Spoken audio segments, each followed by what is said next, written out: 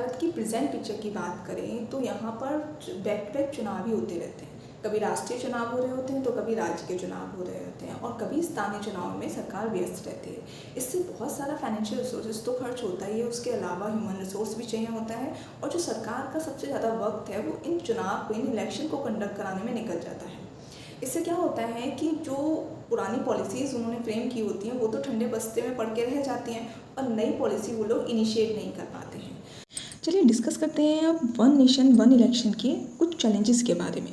पहला है constitutional amendments, जो कि ये बात की जा रही है कि इलेक्शन का जो टाइम है वो हम 5 ईयर्स तक फिक्स करते हैं। तो जो लोकसभा और जो स्टेट असेंबलीज़ हैं उनका टेन्योर फिक्स करने के लिए कुछ जो कॉन्स्टिट्यूशनल अमेंडमेंट्स हैं उनको अप्लाई करना पड़ेगा।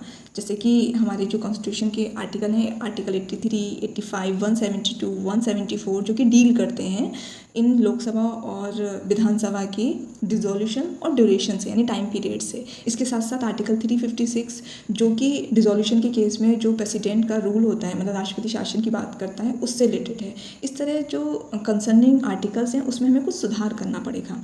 नेक्स्ट है हमारा जो ये इलेक्शन होते हैं ना बार बार, वो एक तरह से फीडबैक सिस्टम की तरह वर्क करते हैं उस गवर्नमेंट के लिए जो कि उस समय पावर में होती है। बहुत सारे पास्ट में ऐसे एग्जांपल हैं जो कि सेंट्रल गवर्नमेंट और स्टेट गवर्नमेंट की कुछ पॉलिसी रही हैं पास्ट में, जो कि इन्हीं इलेक्टोरल फीडबैक के बाद अप्लाई की गई हैं। तो जब ये इलेक्शन 5 साल में एक बार होगा तो जो इनके जो फीडबैक हैं वो time to time in political leaders को नहीं मिल पाएंगे।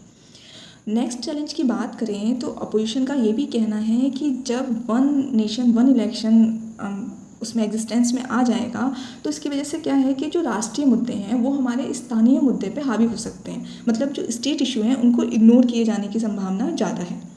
नेक्स्ट चैलेंज की अगर बात करें तो है लॉजिस्टिकल कॉम्प्लेक्सिटी, मतलब जब एक साथ चुनाव कराने के लिए हमें बहुत बड़ी संख्या में क्या है इलेक्ट्रॉनिक वोटिंग मशीन और इस पूरे प्रोसेस को मॉनिटर और सुपरवाइज करने के लिए ट्रेन एम्प्लॉयज़ की आवश्यकता पड़ेगी। तो जाहिर है कि इसके लिए हमें बहुत सारे रिसोर्सेज की भी आवश्यकता पड़ेगी जिसमें हमें इन्वेस्ट करना पड़ेगा। तो इस तरह बहुत सारे चैलेंजेस हैं जिनसे होकर इस वन नेशन और वन इलेक्शन को गुजरना पड़ेगा। इन्हीं सभी चैलेंजेस की वजह से वन नेशन वन इलेक्शन पर अभी सभी पॉलिटिकल पार्टीज़ का समर्थन नहीं मिल पा रहा है।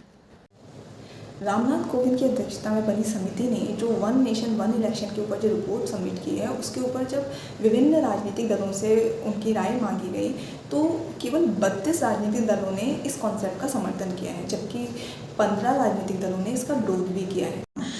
तो ये जो वन नेशन वन इलेक्शन का कॉन्सेप्ट है वो गवर्नमेंट को और ज़्यादा रिस्पॉन्सिबल और ट्रांसपेरेंट बनाने की राह क्लियर करेगा।